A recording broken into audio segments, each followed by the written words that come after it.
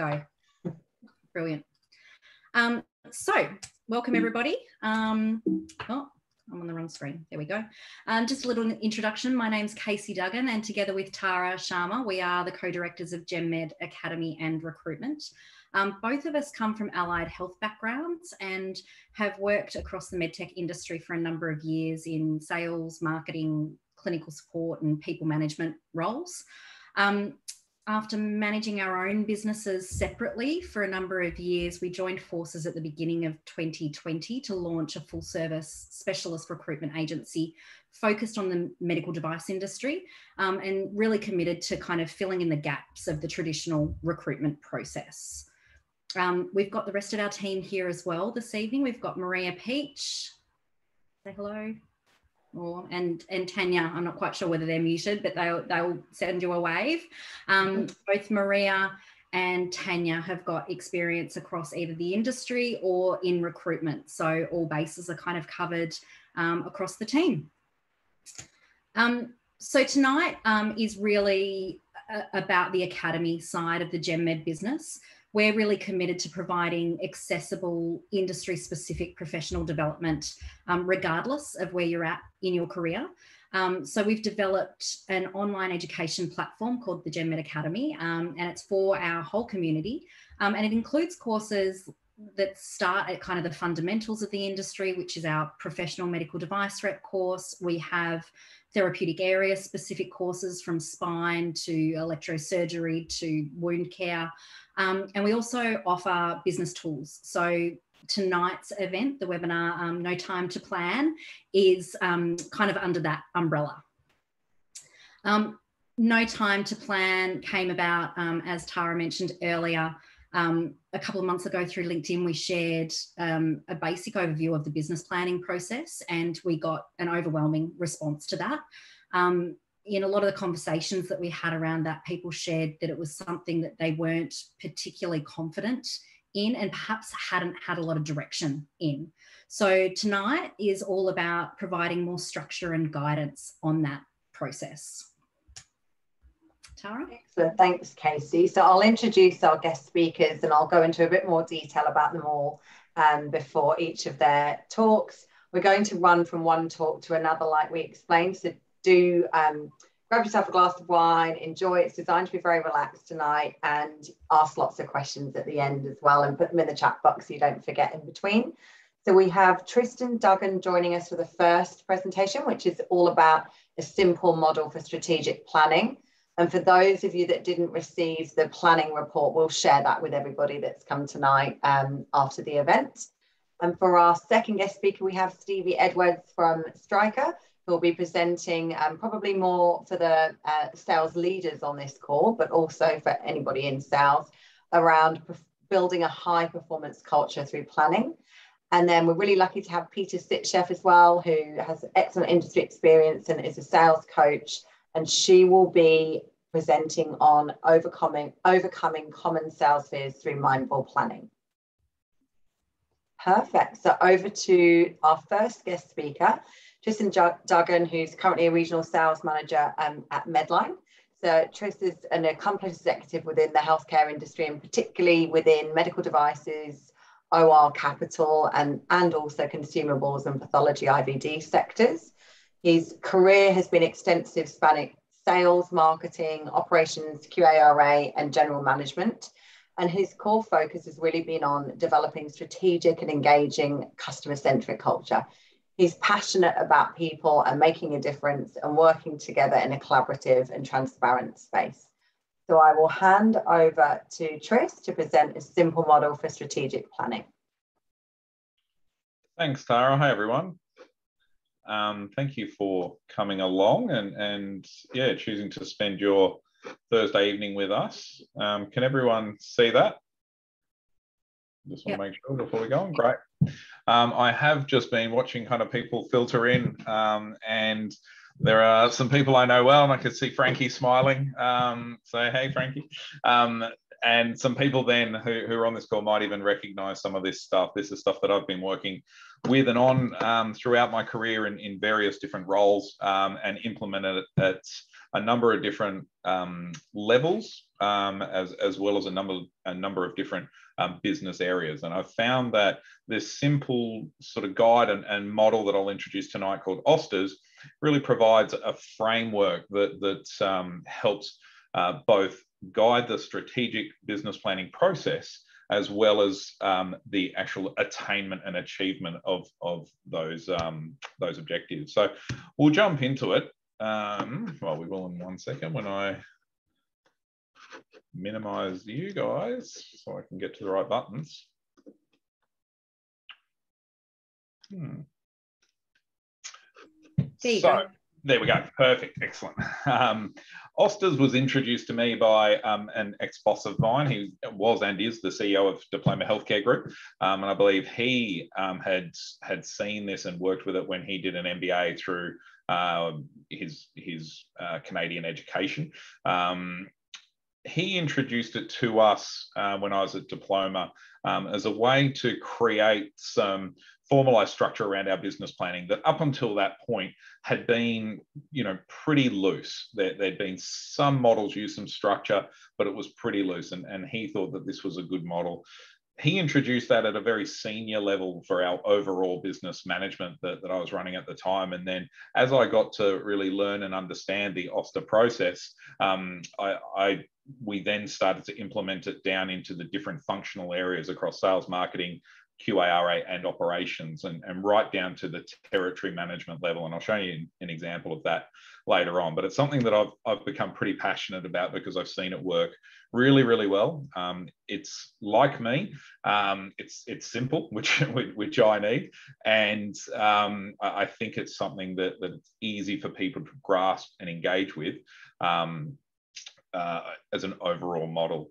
So it stands for objectives, strategies, tactics, and actions. And it's a cascading waterfall type of model where sort of from the bottom up, the actions feed into the tactics feed into the strategies, and the strategies feed into the objectives. And what it allows you is at any point in the process is to go back to this document. And we always treated our OSTERS documents as a very live document. They should be really tangible. They should be very manageable. We typically did this on a one visible screen spreadsheet is how we did it. And so it was always very live. You can implement these things through CRMs. We implemented sort of elements of this through Salesforce so that they were live in everyone's window as well every day. So that's kind of the theory behind it. When you jump into it, I think we've all had the opportunity to set objectives in the past, and I'm sure we've all been asked to develop smart objectives for our roles and for our businesses. And I'm sure we've also all been asked to go and redo those smart objectives because maybe to begin with, they weren't that smart. And for something that seems quite simple on the outset, it's something that I've always found challenges everyone the first few times that they really start to set objectives in a smart way. And we always spent the most time in the objectives and the strategies setting part of the planning process. And I think what we'd observed is that where you can get your objectives to be smart, to tick all of these boxes in a very simple, concise statement, then it allows all of the strategies and tactics to flow from that far more easily. Where the objectives aren't set really clearly, it becomes harder to kind of do the rest of this process. So setting the objectives is the first part of this. And depending on your role and your responsibilities, when I was managing director for Diploma Healthcare Group, I had 5 objectives across revenue, margin, profit, people development, and culture. And so it can be used for both metric and non-metric based objectives as well. And like I said before, we rolled it out then across a number of the different operating functions of the business, and it can work in lots of different settings as well. And that comes around because regardless of your role and responsibilities and titles, if you can clearly articulate your objectives, then this model can work for you. The second part then that flows down to is the strategies. And this is really where we would spend a lot of the time in the development phase of the OSTER process. These are the things that really are going to define whether those objectives get met or not. And a big part of this for us was always considering both the internal and the external factors. The internal factors are of course, everything that you've hopefully got control over, whether that is, your new product development, your internal processes, your sales models, processes, all those kind of things. And we always really spend a lot of time on the external factors as well. And those things are obviously, what's the competition doing? What is their go-to-market strategy? What is their pricing strategy? How are we going to compete against those things? As well as, what's going on in the market? Are hospitals shutting down and rediverting resources because of COVID? And how is that going to affect the services and products that we supply, to try and encompass, what are all these things that could impact our journey to the top of the mountain? And we've always spent the most time in this. We've typically tried to set our strategies to be pretty rigid on the annual kind of cycle, so that if you spend enough time and get this right, then those strategies typically can remain the same. It's the tactics and actions then that will alter throughout the course of the year that will influence the success of those strategies.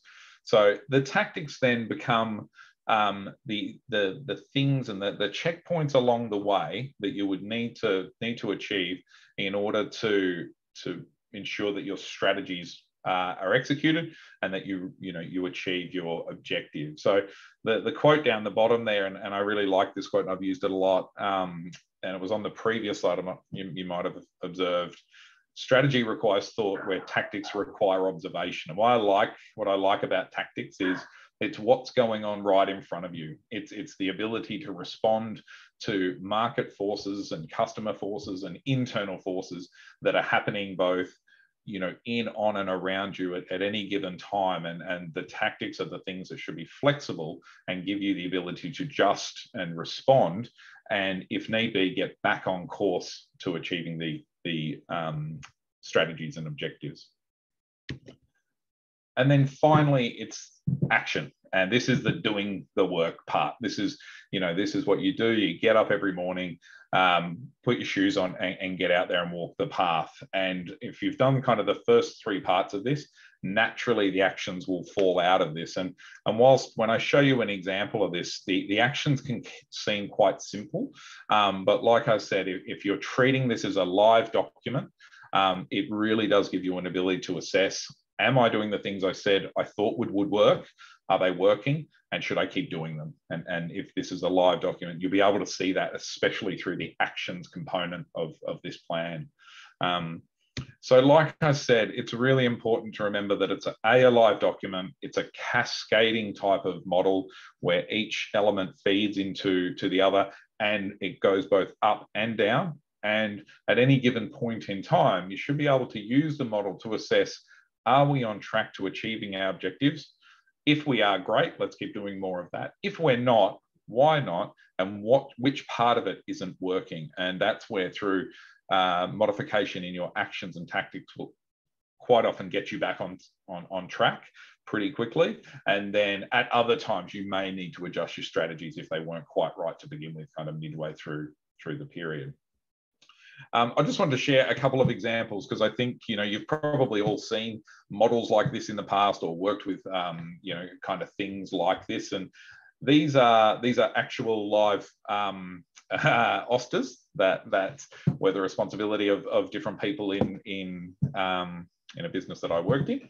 And I put these two up because they worked. They really did work. And along the way, we made some tweaks, but overarchingly, it really proved the model. This one is non-metric based. It's that developer succession plan. And I'm sure lots of us on the call have been asked throughout our career to develop a succession plan, either for ourselves or for those in our teams. And this is a particular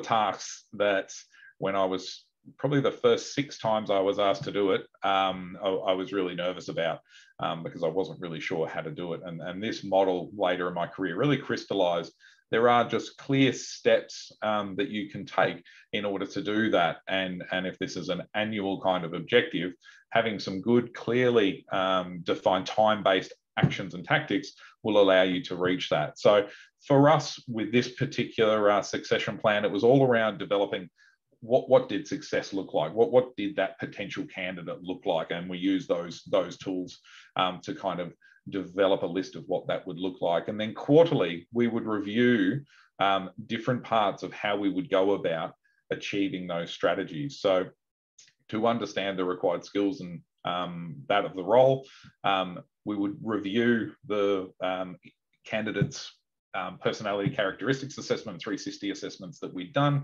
review the results and look for gaps. And that's kind of how it fed up. And as you can see, and probably, you know, better example on the next slide, but the actions then really can be as simple as arrange the internal candidate assessments and arrange a coffee. Now, it seems simple, and depending on how you work, sometimes writing these things down does feel a little bit like schoolwork. But someone much smarter than me once said to me that if it isn't written down, it's a wish. And what I've found about writing the actions each month is that in any given period, you can always come back to those actions to check how we are tracking. And you'll often find, oh, actually, we didn't do those actions this month. We didn't hit, you know, we didn't achieve that tactic this month. And where you can identify that, you can modify and adjust and continue to move forward. On a metric-based kind of objective, this is again a live territory from December 2017. We had some reasonably aggressive growth targets back then. That was obviously the target, and we really did spend a lot of time analysing what would it take to achieve that revenue target for this particular territory. And what we're able to determine with the support of the finance team and the marketing team and a whole bunch of other analysis that kind of happened around this was that if we maintain 93% of the contracted business, we acquired new customer accounts to kind of that value, and we grew our tier 2 products by that 4.8%, then we should hit that 2.35 million. And those were the three things that we hung on to for the entire year. And the tactics and actions did change quarterly and monthly. And this is just an example of one of the quarters. I can't remember which one it was. But in this particular quarter, we were doing quarterly business reviews with our top 12 customers. This particular quarter, we did 4. We were doing product evaluations with 3 or 4 customers every quarter. And we were presenting a value proposition summary that we had developed with our marketing team for our tier 2 portfolio. And we were doing that regularly as well. And then, as you can see, it really does flow down to the granularity of prepare and present the business reviews to these hospitals. I've changed the names, obviously. And you can see it is quite granular. But for the person whose plan it is, these should be the actions that they're taking. And if that's the case, then it should be just stuff that we're doing. So the other thing about the Osters, and not forgetting that there's lots of other forces that will impact your day, month, quarter, year. And what I like about the Osters as a general principle is that it allows for flexibility. It allows for, in any given particular period, we might not have done those actions or achieved those tactics because something else happened. And what I like about that is that the guide, if it's live, allows you to make amendments because of those things and keep moving forward. So I hope that was in some way enlightening. I'm always happy to discuss this kind of stuff and anything else. If anyone ever wants to chat, please feel free to reach out in any way. And yeah, I think that's it, Tara. Fantastic. Thanks so much, Tris. It's really great to be able to share with people, especially some of the people that did reach out around the report, about just breaking their plan down and how do they achieve it and what are some of the simpler steps. And like we said, we'll share that report afterwards, which breaks down everything Tris just talked about. And thanks, Tris, for opening yourself up to phone calls from every single person on this tonight. I will be sharing your contact details with everybody. So thank you so much, Tris. That's fantastic. Please do. No worries. And of course, there'll be time for questions to Tris at the end of tonight. So we'll move on to our next guest speaker, Stevie. So I'm just going to move my thumbnail over there. So awesome, Stevie. Really great to have you on here tonight. Stevie, a fellow Brit with a background in sports and exercise science and working at elite level football back in the UK. And we mean football, not whatever it's called, soccer, football, whatever it's called over here. Stevie actually had a successful career in medical device recruitment, managing a team back in the UK responsible for senior, mid to senior level positions across EMEA in the US. Following your recruitment career, Stevie, you emigrated to Melbourne, and that was 7 years ago, and you actually started your own career in the medical device industry. Sorry, the chat boxes just keep coming up, one sec. As an associate territory manager in orthopedics with Stryker, and you've risen up the ranks and you now lead, coach and develop a really high performing sales team as regional sales manager for joint replacement. And you're based in Melbourne. So your topic today that you're sharing with us is really around building a high performance culture through planning. So really excited to hear this one. Thanks, Stevie. Over to you. Cool. Thanks, Tara. I'll just start to share my screen. And yes, definitely football, not soccer. That's right. Let me just share the screen. Just as you're trying to do it, it starts to freeze. Can you guys see my screen? Yeah, just we can see the notes section. So you might just want to change the view. It wouldn't be a Gen Med webinar without one technical hitch. So I'm glad that this is happening now. I think you can go display settings, Stevie, and he allows you to flip it because I made that same mistake. Back it up. Let me just have another go here. Yeah, display settings up the top there in the middle. Where are we here? Right, just to your right, where your cursor is. Yep. Oh, I can't see what you're doing now. It doesn't seem allow me to do that. Oh, hold on. Oh, there we go. Yeah. That's it. Perfect. Is that better? Fabulous. That's it. Thanks, Stevie. Just behind the top toolbar, it was hiding. I couldn't see it. Yeah, so look, thanks, Tara. I really appreciate the introduction there and also for inviting me to speak tonight. And also thanks, Tristan. That's certainly one of the first times I've heard about the Osters model, but I was jotting down a few notes there. So a few key takeaways for me, and I'm sure that there will be for other people on the call as well. So thank you for sharing. So as Tara said, my name's Stevie, and I'll be talking about business planning, which is mainly related to a lot of the sales leaders on the call, but there'll certainly be a lot of things that the sales reps and aspiring sales reps, I'm sure there might be a few on the call as well, that can take away. So I'm really pleased to be sharing some of my insights on planning, and hopefully some of these key takeaways can enable you guys to understand how successful business planning can actually help to create a high performance culture. So I suppose before I start, what time are we on? We're sort of at around about sort of 7:25. I'm sure there's a few people digging into a beer or a wine. I'm sure Marty Johnson, I can see him on the call. He'll probably be 2 beers in by now. But if you can, I'm going to try and make this as interactive as possible.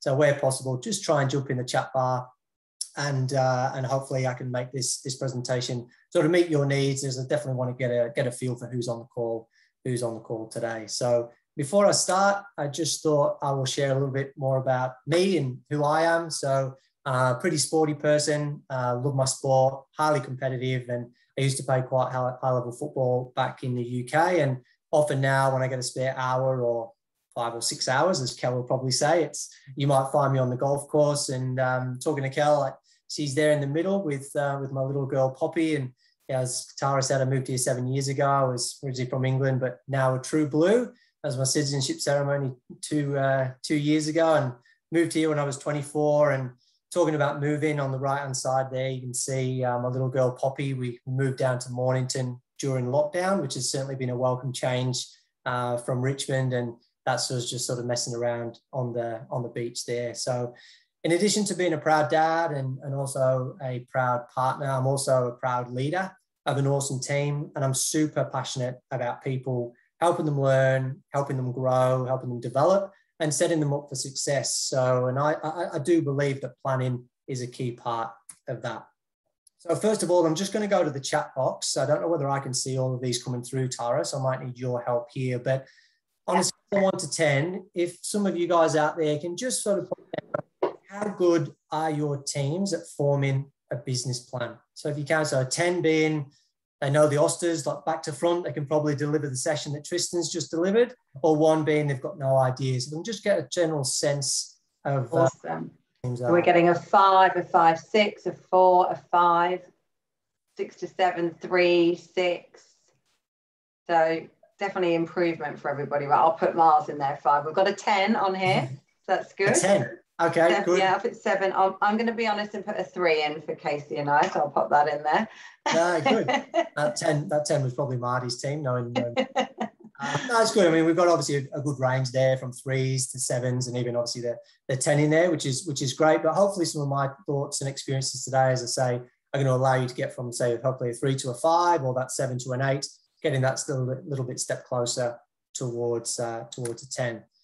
So there's going to be 4 key focus areas that I'm going to focus on today. They are the hiring process, accountability, keeping those goals simple and stretchy, and also some useful strategies that I build in. And the reason why I'm going to talk about these 4 is because I feel as though it provides a nice structure towards the beginning, the middle, and the end. So the beginning is that hiring process before you've even actually hired somebody to your team. They've started in your sales team. Accountability and keeping the goals simple and stretchy is somewhat that kind of meat in the sandwich. And then some of the useful strategies might be useful to share when things potentially aren't going in the right way that we want them to. So first up, the hiring process. Now, I mean, it might seem a little bit left field to talk about the hiring process in relation to business planning, but for me, it's actually one of the most important parts. As you've said there, I think in the chat box, which I unfortunately couldn't see, but there's a various range of how good some of your sales team are when it comes to sales planning. So I'm sure a lot of you are spending quite a bit of time with your sales team in helping them coach to become better sales and business planners.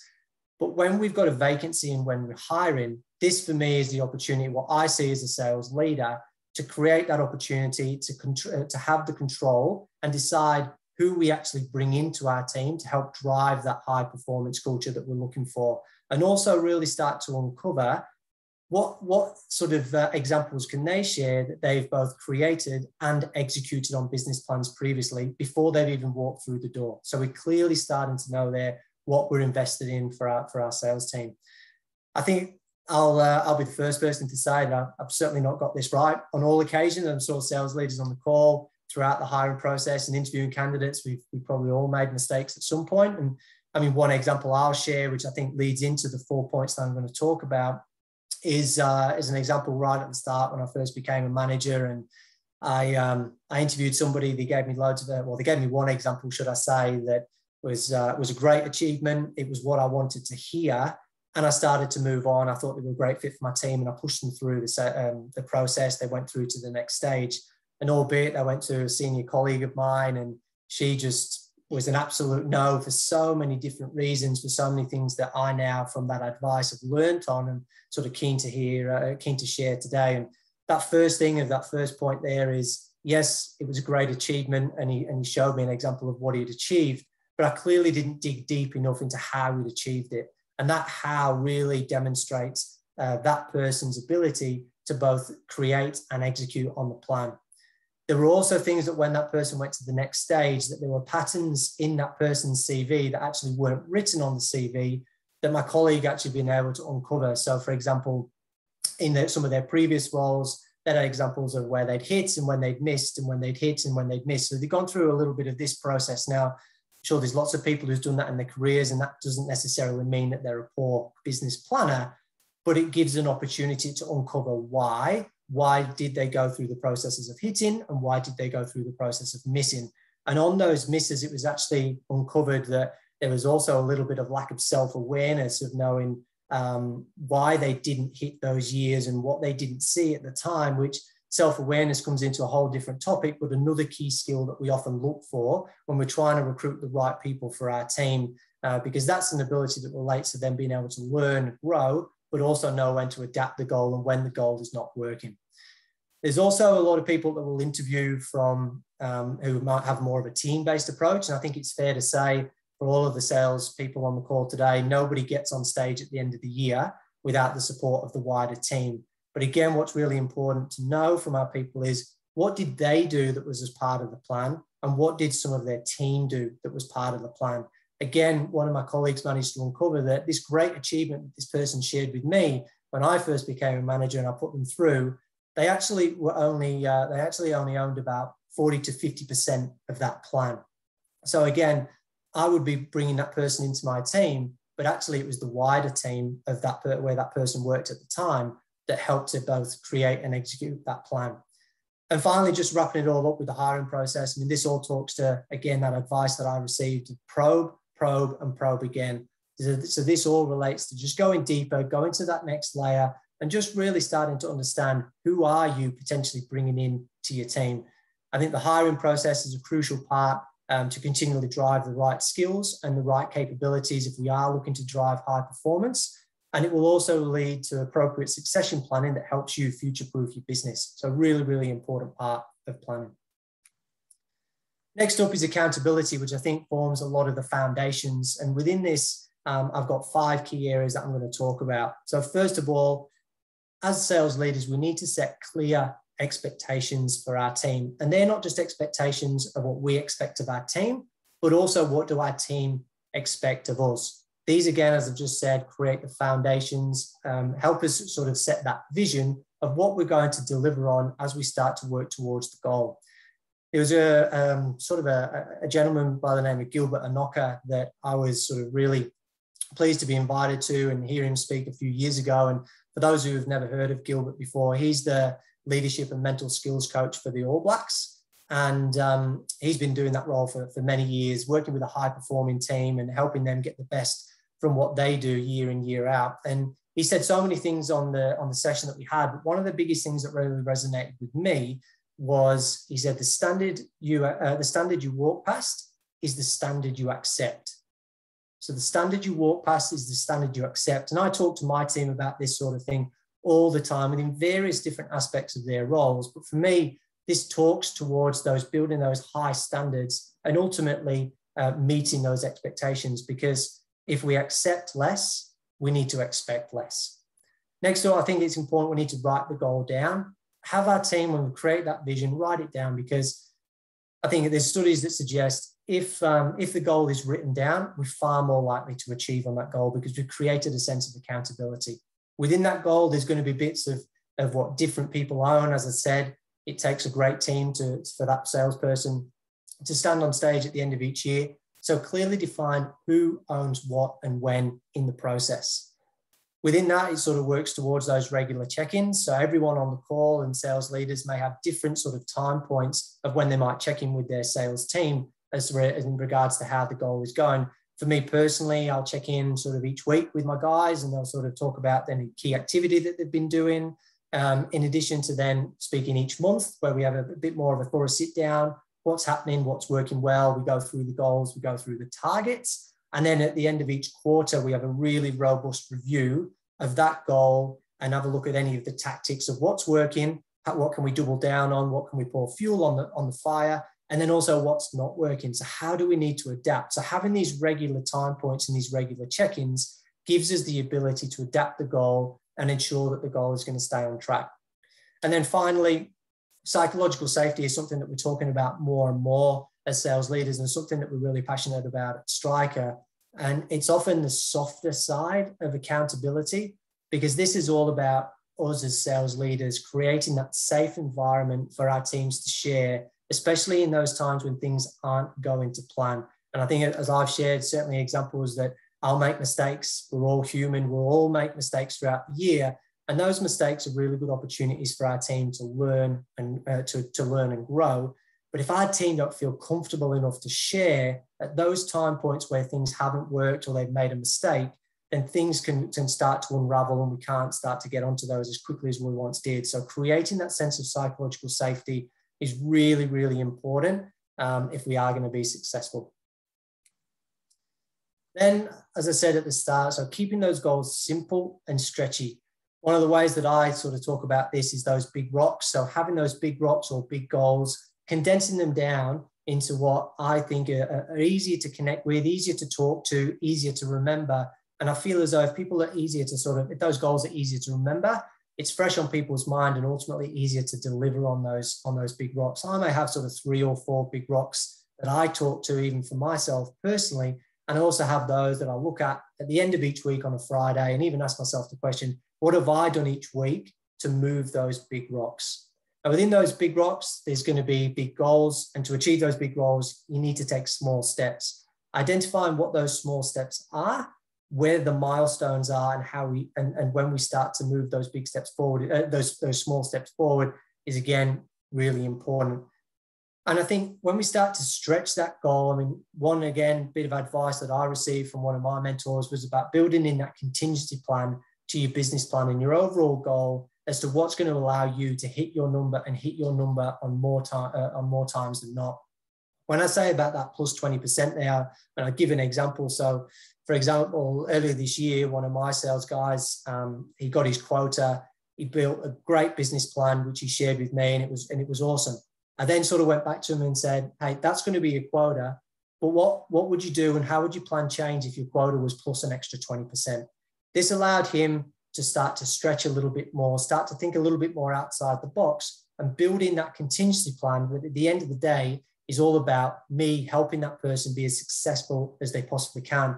And I'm pleased to say that that person was on track by the end of Q3. And one of the things that happened this year was that we had a surgeon that retired a lot earlier than we actually thought. So again, building in that contingency plan due to those unforeseen circumstances that we didn't see at the start of this year has then allowed that person to continue to stay on track. And then finally, I think that the goal should feel uncomfortable. And what I mean by that is, I don't think anything good comes from being in that sense of being easy or complacent.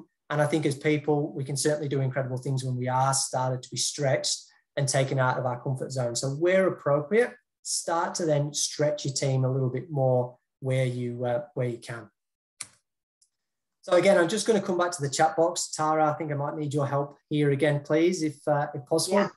What strategies, I'm just keen to know, what strategies and models do you guys use to help your team build better business plans? So there's a few strategies that people use out there. So Osters is one. Tristan, Osters is one. Yeah. Are you in there? Osters. Anyone else want to share some of the strategies you use for? And you can unmute yourself and say it if you prefer. Don't be shy. Must be dinner time, Tara. Must be dinner time. No, so I'll carry on and share some of the ideas. I'm sure that there are a few things out there. Maybe people don't feel too comfortable at sharing some of those things, but we've got easy to follow templates. A simple templates is one of them for the team. Yeah, beautiful. And one of the, I mean, the two things that I'll look at is the GROW coaching model and situational leadership. And I'll talk about the GROW coaching model. And for those who've never seen this before, this is about a 4-step process that provides a framework as you as a leader to help coach and help lead your team, various different aspects of their development. It can also be used when creating business plans. So the first part of the G is the goal. So in its simplest terms, what do you want to achieve and when do you want to achieve this by? But also as well, start to ask you guys, tell me what has made you think of this goal? Start to go that little bit deeper on the goal, because there might be so many little goals that they might come up with.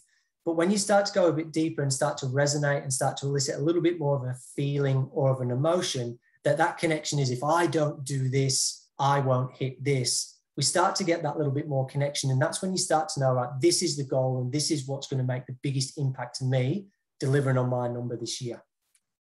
The next part is reality. So again, we wanted to understand a little bit around where you are now, what has worked, what hasn't worked before. And for some of those, and a question which I'm sure that we've all experienced, potentially that salesperson who's maybe a little bit lost at the moment, stuck for a little bit of direction or lack of focus, maybe try and ask a question that takes them back to a time when they were last successful and how did it happen? Because I'm sure that you've hired that person for a reason. So start to get them to think again a little bit deeper. might start to bring up a few more things that builds their confidence and allows them to build a plan for success.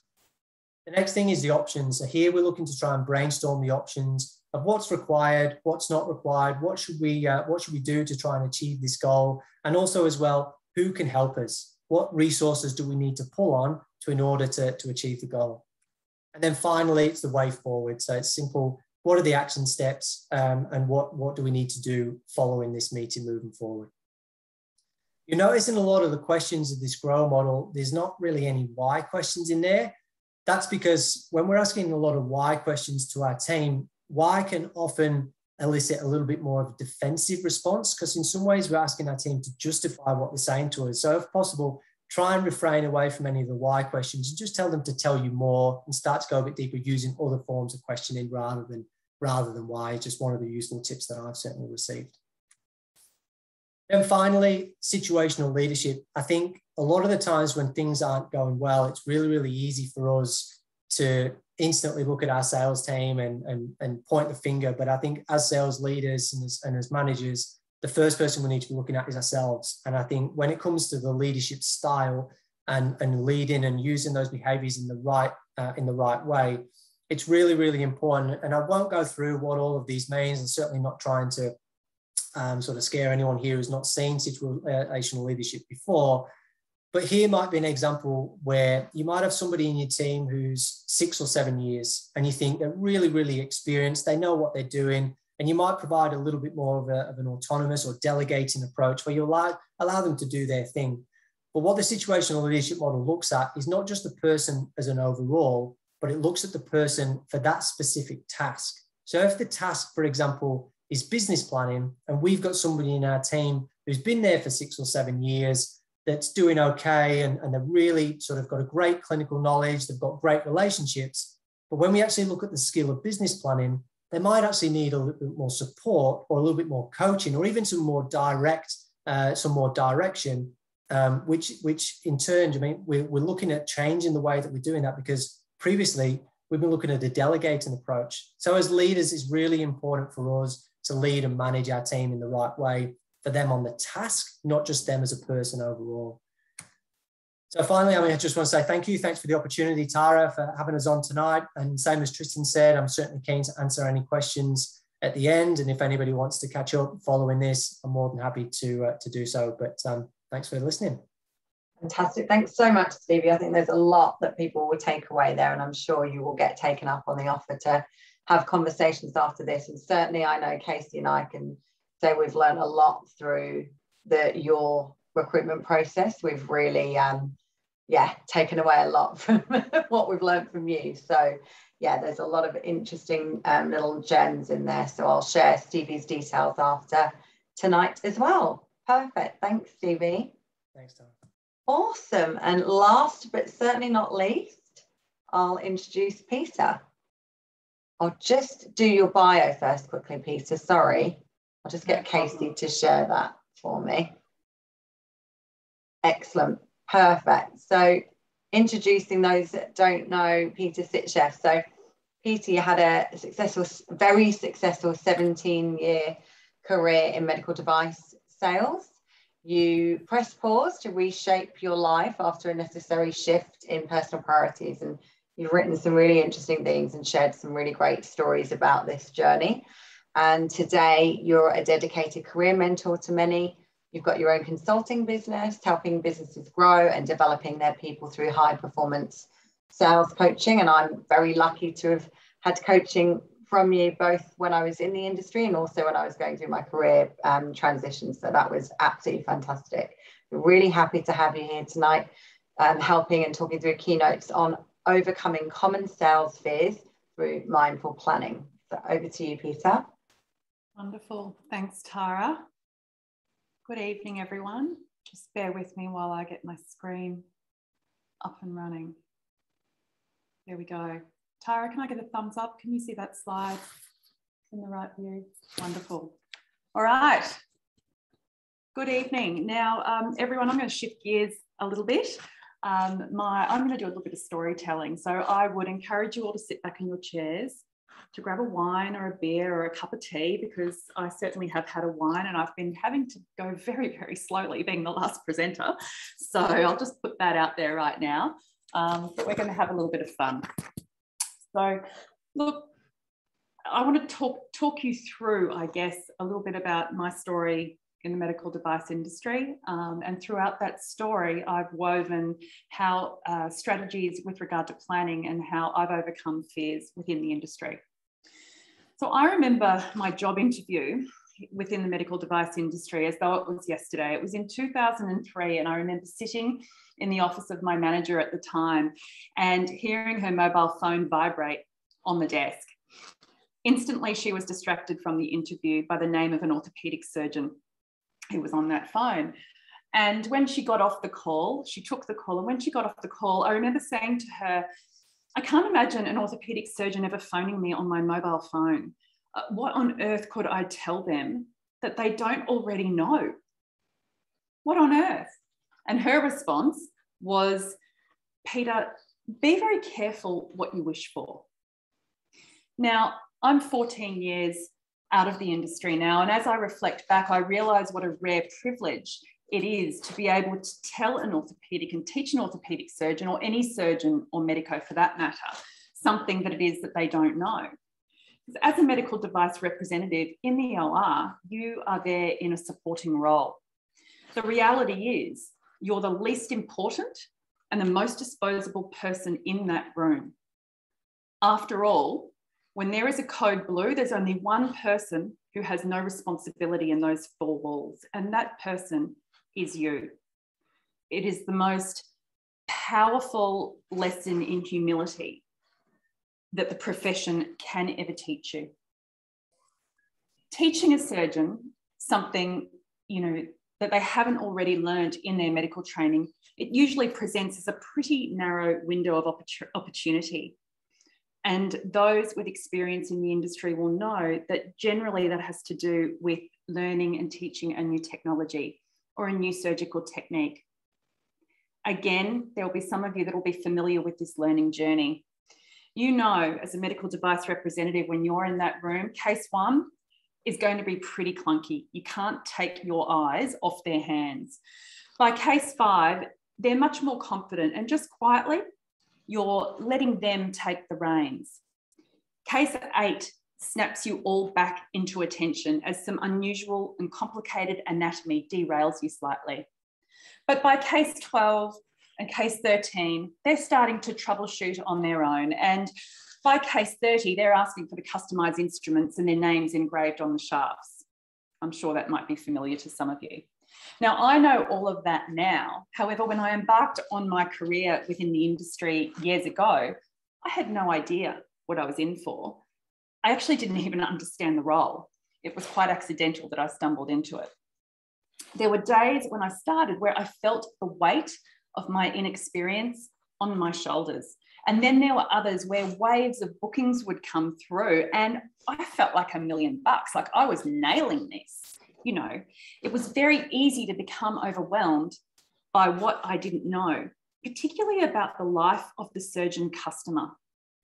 There was so much there, the medical facts, the many different ways of doing an operation, the politics, the pressure, the commercial reality that they have every day in running a private practice, the surgeon-patient dynamic, clinical papers, mentoring trainees, medico-legal challenges, or just navigating complaints. And let's not forget the many complex personalities that they all deal with every single day. Not knowing enough was a fear that could absolutely paralyze you, particularly when you were starting out, and it certainly did for me. And it wasn't until I realized that what I don't know could actually become my strength. So tonight I'm going to talk to you a little bit more about mindful planning. Planning techniques that reduce the emotional churn in your day as a sales representative specific to the device industry. And you'll note I will speak with regard to implants and orthopedic surgeons. My experience is mostly within spinal surgery. But those techniques that can help us overcome and help your teams overcome common fears. ultimately also reducing the risk of predisposing factors to burnout, which is a topic incredibly close to my heart. So tip number 1, planning with questions. It's the difference between telling and learning, instructing and coaching, using what you don't know to your benefit. At the beginning of my career, my adopted attitude for success was accidental for no other reason than self-preservation. I'd reflect back on my week on a Friday afternoon and I'd see my diary overstuffed with resistance and elusiveness and avoidance and rejection from customers. And geez, it could be a little bit disheartening. And I get it. After all, there's nothing more confronting to a human being than being asked to change your mind about something. And that's exactly what I was asking my surgeons to do in a really high stake environment. And clearly it was going to be a slow burn process. Embracing what I didn't know, I decided I'm going to make my surgeons my teachers. Planning each conversation with quality questions rather than a list of facts. There's always room for features and benefits, of course, but it's quite an antiquated way of selling, and it's certainly not how I'd ever lead a selling conversation. Approaching every challenge with curiosity rather than judgment.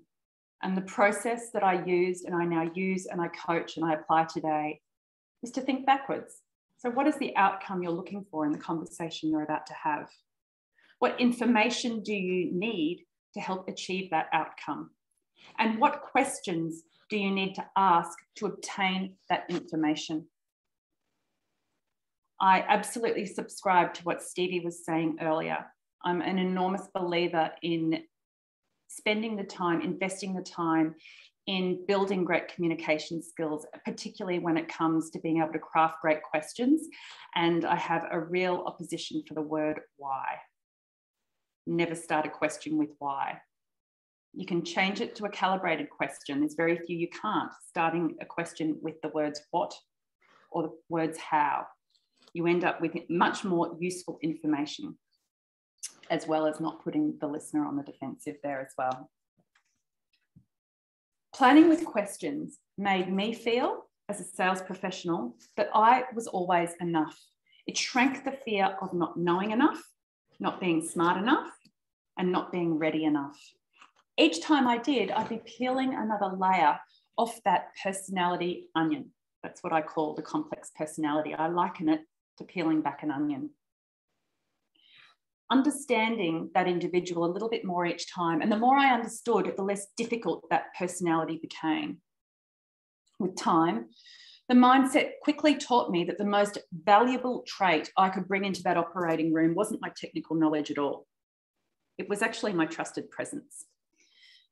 This really hit home for me one evening. I was traveling with a notoriously shy neurosurgical customer. He was a self-professed introvert, but for those who knew him, after he had a few pints, he was a raving comedian. When you knew him well, you could see his stress come to life during surgery. You could see him start to clench his jaw and the red prickly heat start to rise up in his neck. And you knew that as his medical device representative, that was your cue to not miss a beat. On this particular evening in this conversation we were having, he was commenting on just how important that role is to him and what his words were at the time. I don't need you there for your equipment. I can do the operation. You know my technique. It's straightforward. I just know that when I see your face, that everything will be okay. You're like my Valium. And if something goes wrong, you'll find a way of shielding me from that stress so I can focus on my patient. When I left the industry after 13 odd years in this particular role, this really hit home, and I was overwhelmed by the sentiments I received, particularly those that were expressed by customers, colleagues and competitors, but particularly by customers. None of it had to do with what I knew or what I'd achieved over that period of time. All of it had to do with the impact that I made.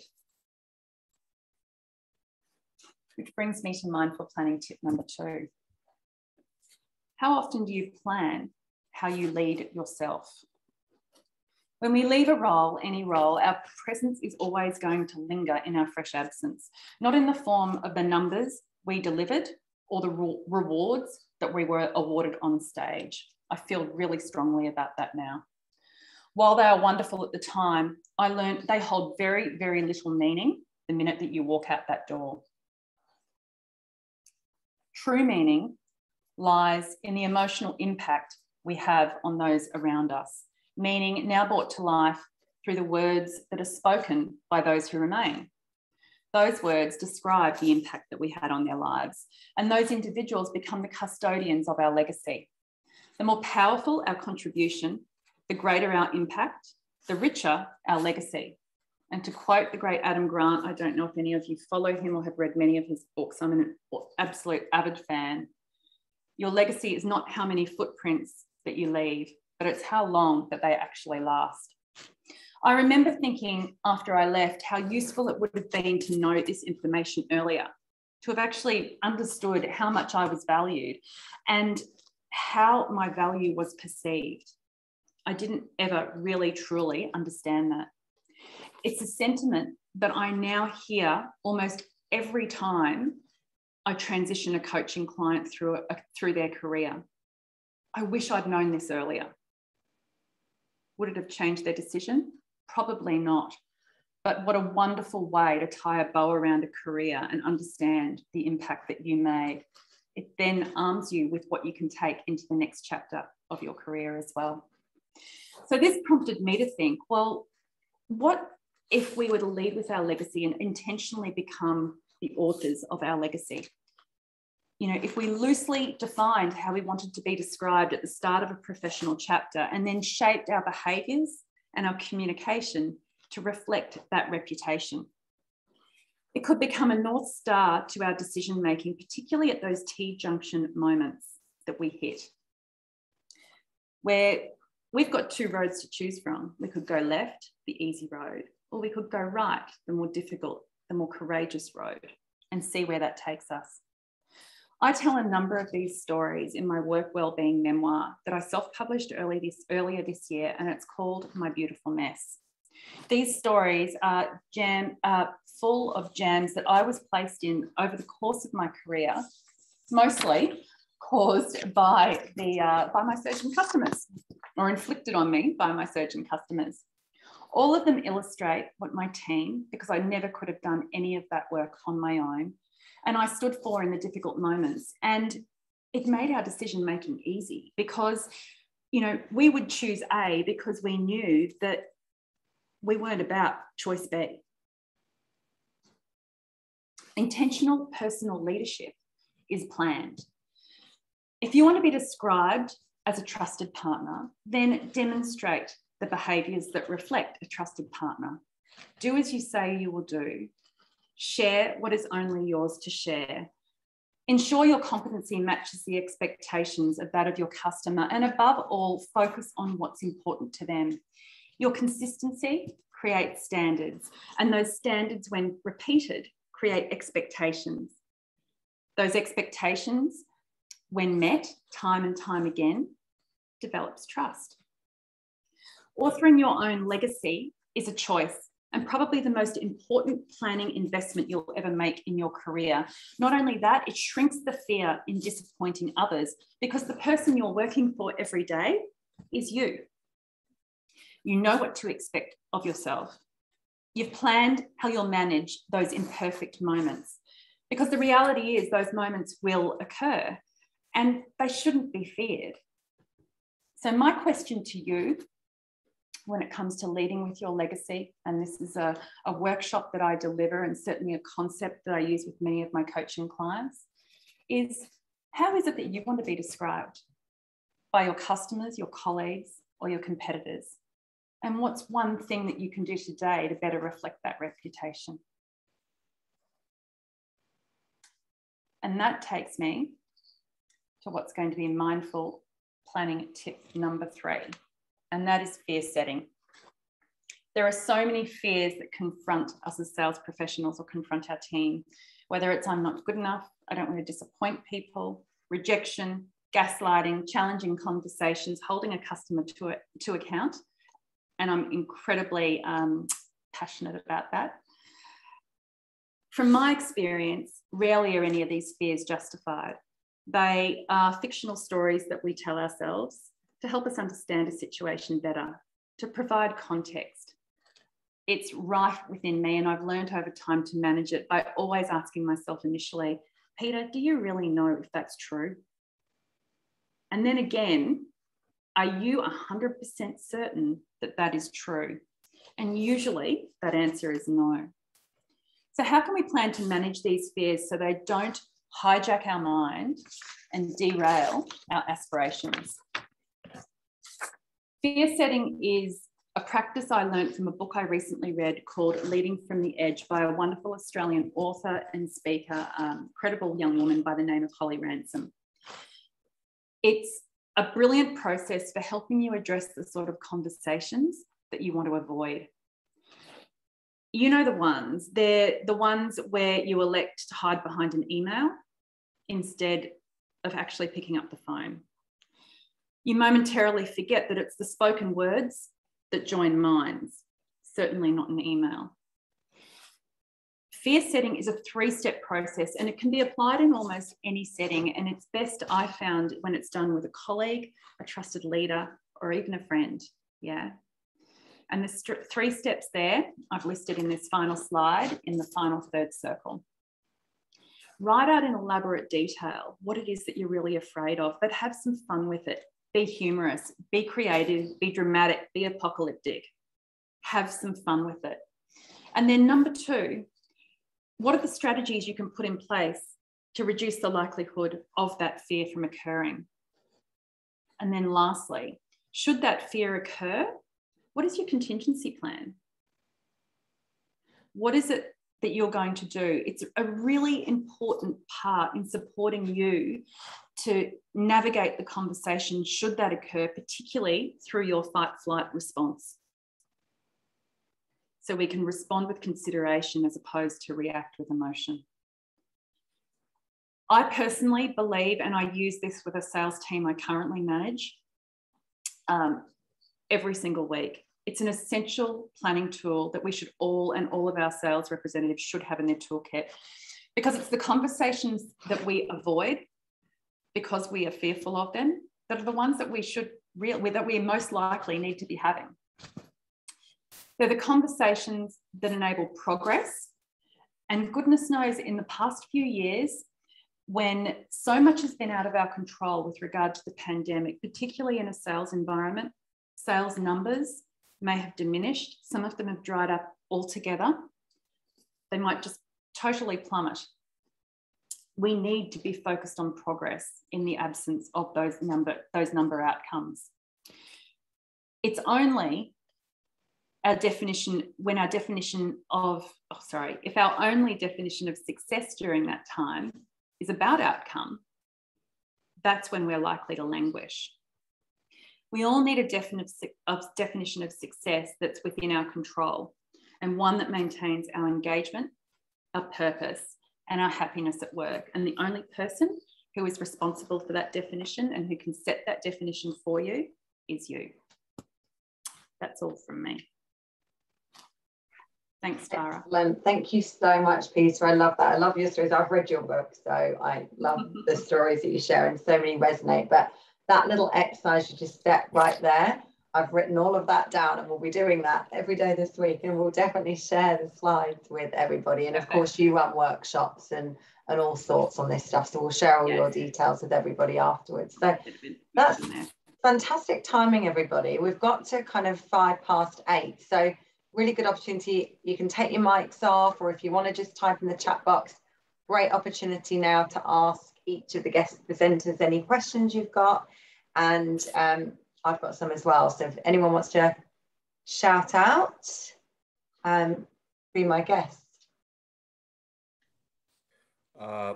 Thanks, Tara. And thank you to all the presenters. That was really great. Hi, Fernando. Hi, Tara. I just have a question for Stevie. Is it possible if you can expand a little bit more on the situational leadership? I just quite didn't understand the process. Yep, sure, no problem, Fernando. So situational leadership, and I didn't want to go too detailed just in case it sort of confused people, but it starts off in it's got like 4 quadrants. So we've got a sort of an S1, S2, S3, S4. And what we start off with is we have quite a lot of direction. So if you imagine that as a brand new person joining your team, Fernando, when they join your team, you're probably going to have to give them quite a bit of direction in some tasks. Now, if they come in from, for example, a direct competitor, you may not need to talk to them too much about, and they've been successful, you may need not to talk to them about maybe the sales process, but they might need a lot more direction when it comes to understanding the clinical aspects of products and maybe how to sell them. So you might apply more of a directing management and leadership style within that sort of person, because again, we're not looking at that person as a task. They might have worked for that direct competitor for 6 or 7 years, but when they come in, they're brand new to a task when it comes to our products. They might not have actually known them before. So adopting your style and changing your style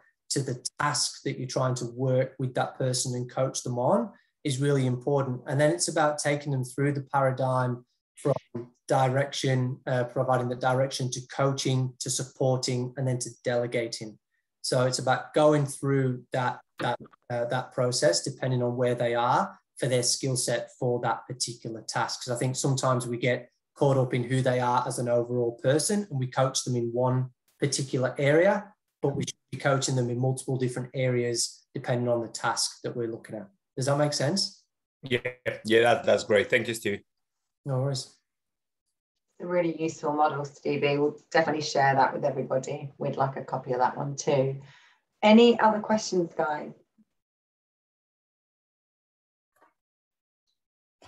Hi, Tara. Alistair King here. Just another Hi, question. Alistair. Hi. Just thank you to all the presenters. Just a quick question for Stevie. Again, sorry to single you out here. Regarding the annual plans for your team, how varied are they amongst your team? And I guess how much freedom do they have to be creative about the tactics they use to achieve the goals? Yeah, when you say varied, can you just expand on that a little bit more, Alistair? So I know what you're saying. So I'm assuming your team are set quite specific, business objectives. In terms of the activities to achieve those goals, I guess how collaborative is that process with your individual reps? Yep, no worries. I mean, well, first of all, I hope your Achilles is doing well. It's been a while since we last played 5-a-side. Yes, so, it is. That's how you're doing well. And I probably can't share too many secrets here, mate, given that you're a direct competitor, but I can certainly share a few bits and pieces. So the guys have quite a lot of freedom, similar with what you're doing right now. You'll have a national marketing strategy that you guys will get, and you're looking to try and work on certain areas to try and drive your business. We'll also have the same, where we've got that national marketing strategy. But I think it's fair to say that within each state and even within each region and territory, the way that and what our customers need is quite different. So the guys will have a lot of freedom in order to try and create that, because at the end of the day, as a sales business, what we're trying to make sure that we do is we hit that number. So yes, there might be certain areas that we might be trying to target, given some of the products that we've got and some of the areas that we feel as though that we can have greater success. But the guys have the full freedom to enable to present that plan to me as to how they feel as though that they're going to move the dial, get from A to B, and ultimately hit their number at the end of each year. Does that answer your question? Yeah, thanks, Stevie. So I'm hearing, a fair bit of flexibility relative to the opportunities in their territory, which makes sense. Thank you, mate. Yep, that's right. No worries. Thanks, Alistair. Anybody else got any questions for any of our guest speakers?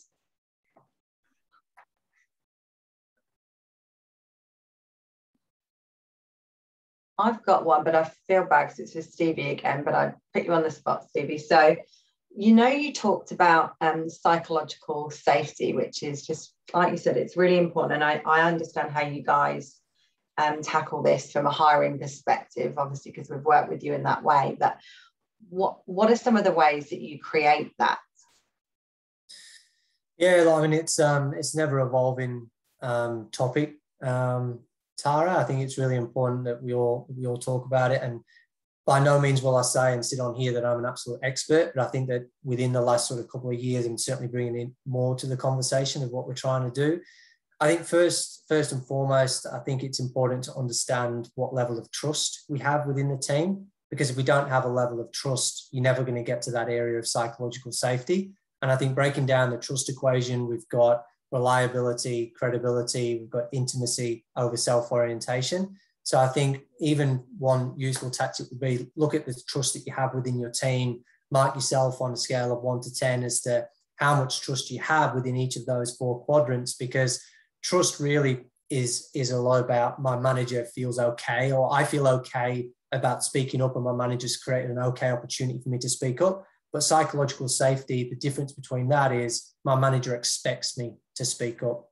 And I think there it's about trying to use some of those softer skills of how we can create that environment where people do feel comfortable, because it's not a good thing, right? When we've made a mistake and it's big and it's a significant impact for the business, no one feels great about saying that. But I think if we can create an environment where people do, it allows us to all work together and collaborate on that. And I think bringing it into the everyday conversations of what you do as well, Tara, like for example, even today with my team, I'll be talking about certain things to say, hey, I'm really keen to hear everybody's ideas today. I want to hear people's opinions. And I'll also as well, I'll not force is not the right word, but I'll have a bi-weekly catch up with my team. And on that bi-weekly catch up, I'll go to every single person on my team, whether they're sales or clinical or MPS, and every single person has a voice. So they know going into that call that I'm expecting them to speak up. So without me, if they've got anything to say, I'll know that they know that I'll be going to them. So I think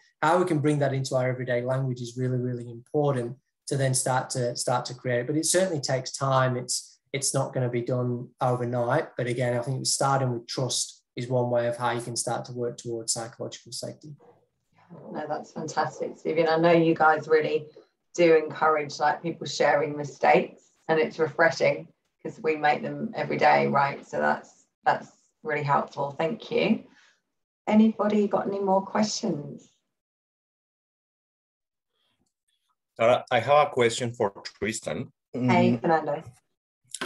With the OSTAs, Tristan, so you would have an objective. So individual territory managers, let's say, we would have different OSTAs for different goals that you want. So you could have 2, 3, 4 OSTAs for each TM, let's say.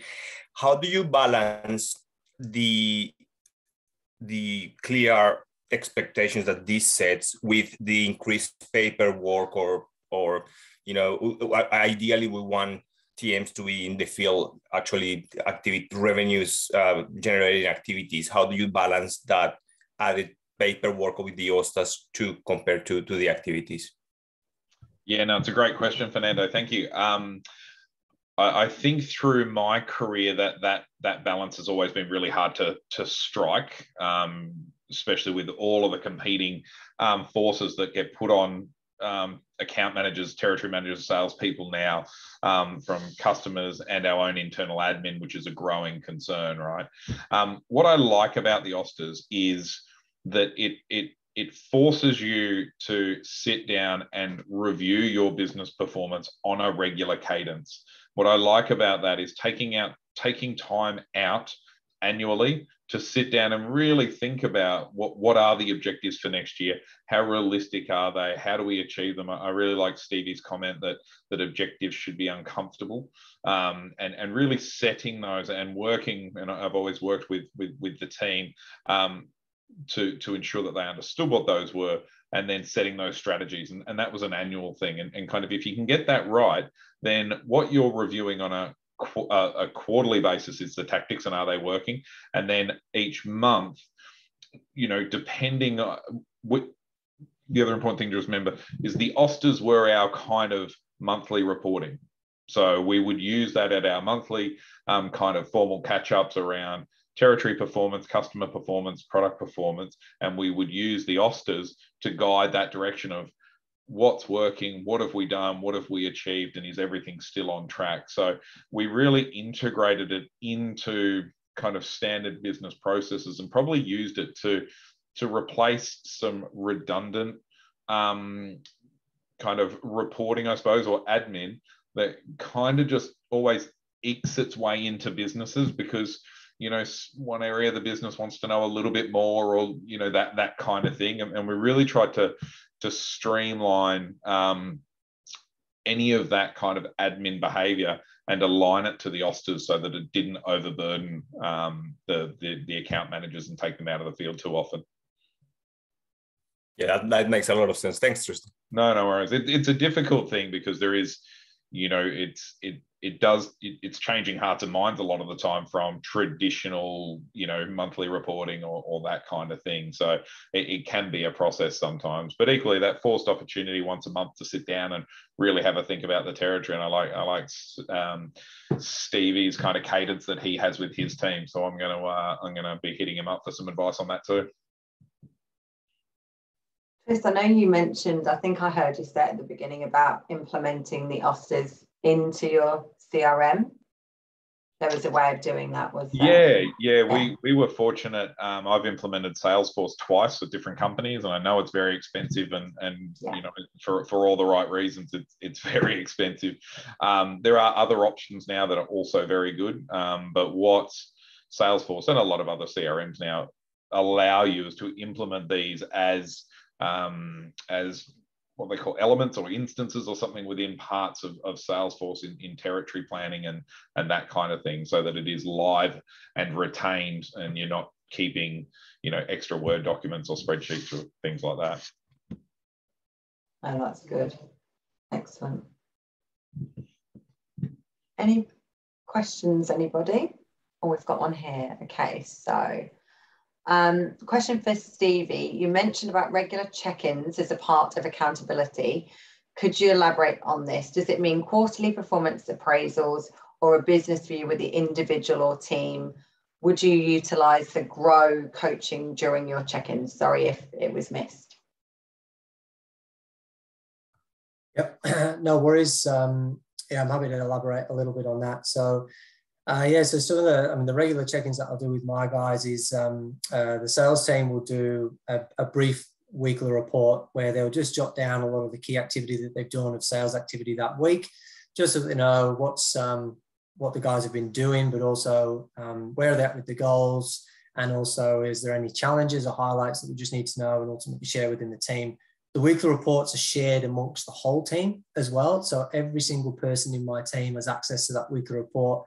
The reason why we do that is because that sharing culture allows other people to see that weekly report. If there's any challenges, they can jump on it. They can provide their insights. So again, it's not just me and that one person. It's a collective team approach to ensure that we're meeting or working towards that goal.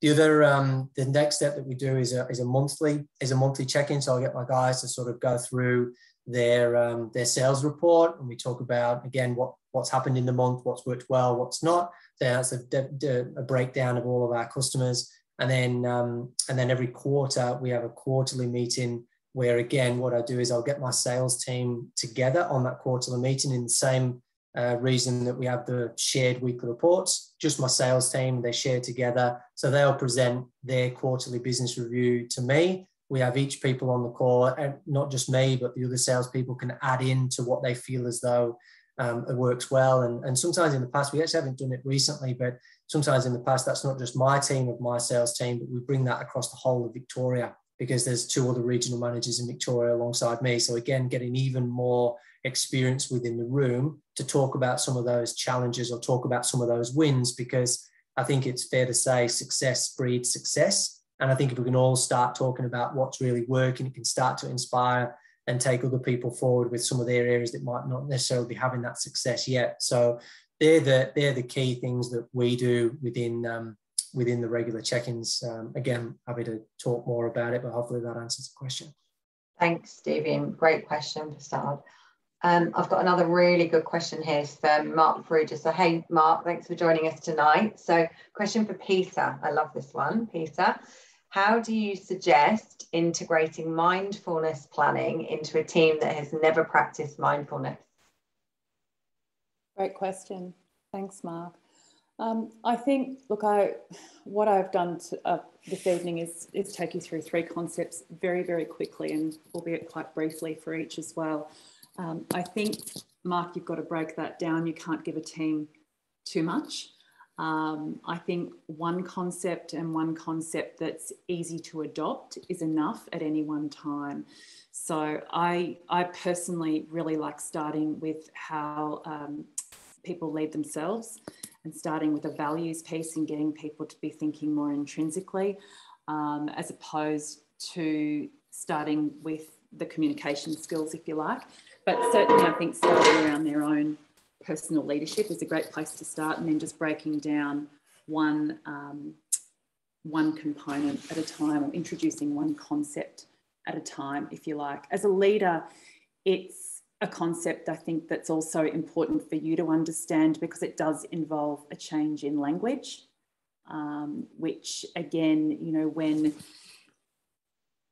in an industry that's so focused on outcomes and numbers, I think there is another way that we can be looking at that in terms of, and speaking from more of a, I guess, a growth mindset as opposed to a fixed outcome mindset. So I do think that there are, you know, there's a lot of different ways that need to be addressed. Sorry, I'm just looking at your other question here. What role do I see in reflection and journaling?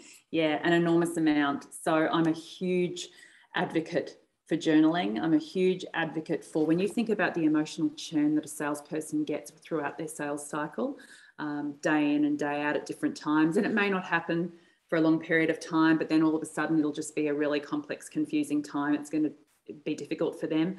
To Stevie's point before, you know, having that psychological safety when if somebody is uncomfortable or is particularly challenged, that they feel they can trust, they've got a safe space to be able to have a conversation within is important. However, sometimes even that is a little bit too much. So I like to encourage members of the team that I work within at the moment, it's not within the device industry, but it is within healthcare, to all have a journal that it doesn't need to be a disciplined daily or weekly entry, but it is more an exercise that they do to take whatever they're thinking up here and put it down on paper, to actually write it out, get the words out of their head. But the trigger for that, rather than be a time frame, so every Friday I do this, is a way that they feel.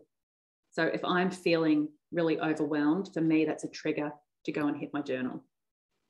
If I'm feeling particularly anxious, and understanding the difference between anxiousness and stress, because there is a difference between the two, you know, I hit my journal. So it's understanding what those triggers are. And that's a conversation I have with every member of my team, to understand, when I understand them as a person, I understand what their values are, I understand what their triggers are for their own emotional churn. So, you know, we set those triggers collectively, and then we work, I know what they are, they know what they are, and then they work on that concept of journaling to help manage that. Thanks, Peter. Can I just ask an extension question to that, Peter, as well? Knowing what it's like on the day-to-day of being in theatre and how busy it is, and how easy it is to just get caught up in the doing, how do you reconnect with that, you know, question around how do you want your customers to describe you, or how do you want people to describe you, when you're just kind of getting caught up in the doing of the stuff day to day? How do you remain present and continue to try and think of doing something very specifically around fulfilling, I guess, that question? Yeah, sure. That's a great question too. So I think sometimes within the servicing of what we do, so I like to think of, you know, as a device representative, you've got your engagement with your customer, and then you've got your servicing, which is your clinical servicing. There's plenty of opportunity within clinical servicing and the customer experience to define and to shape those behaviours that reflect the reputation that you're trying to foster. Yeah, so it might be, for example, I'm thinking off the cuff here, and keep in mind I've been out of the industry for 4 years, so I haven't been looking after equipment or bookings or sorry, I've put you on the spot. for a very long time. However, no, I coach a lot of people within the industry, so I'm very, I still do hear all of this every single day. What I like to do is to get my clients to map out their customer experience in, say, what is a very routine process for them. So within the medical device industry, it might mean everything from that initial booking to when that case is invoiced, map out everything, every single step along that way. And within that customer experience, you inject your own personal signature on each interaction. And that is done in a way that reflects the reputation you're trying to foster. So for example, it might be, you receive a booking, you want to acknowledge that booking and use that opportunity to feed back to the person who made the booking in the first place. It might be around reliability. I want to be known as being incredibly reliable. So, if that's the case, then if you say that I'm going to be the one who turns up to service a case, you want to make sure that you are the person who turns up to service a case and not send someone along and blindside a surgeon and not tell them about that change in individual. Building in kind of the habits rather than being a conscious daily kind of thing of this is what I'm going to do today. That's exactly right. In place the habits. Yeah, so it's around shaping the behaviours, shaping the habits, shaping the communication. As I said, to reflect that in that reputation. But that is a process, like that is an exercise I go through with coaching clients and across different industries, but always get them to map out their customer experience, because that's when you can really start weaving in your impact as an individual in ways that they will really notice. That's what's going to help set those expectations and those standards that lead to trust. Does that answer your question? Thanks, Peter. I know we're nearing the end of time here, but I'm just going to read another question if there's another couple. So great one from Hannah. So Peter, again, can you elaborate a little bit, a bit further on how you go about fear setting? So in your experience, when has this been most successful for you? Yeah, look, great question, Hannah. Probably the best way for me to, there's a couple of examples, I guess. There's one example at the moment. So I've been working with a team of clinicians and trying to get a team of clinicians to become comfortable in developing selling relationships. Let me tell you, can be a little bit of a challenge. And Tara knows exactly what I'm talking about here. And, for those clinicians, the thought of having a conversation with a surgeon and asking for a referral, even a client or a patient and asking, for money for a membership, is absolutely terrifying.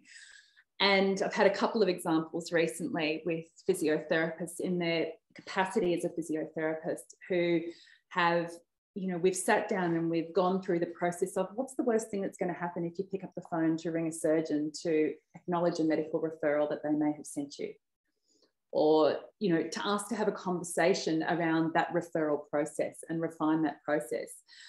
And it was really incredible just going through that process with her, the confidence that that gave her to then go and pick up the phone. She had her map out. She's someone who needs her boxes that she needs to tick off, and she needs her roadmap for every conversation.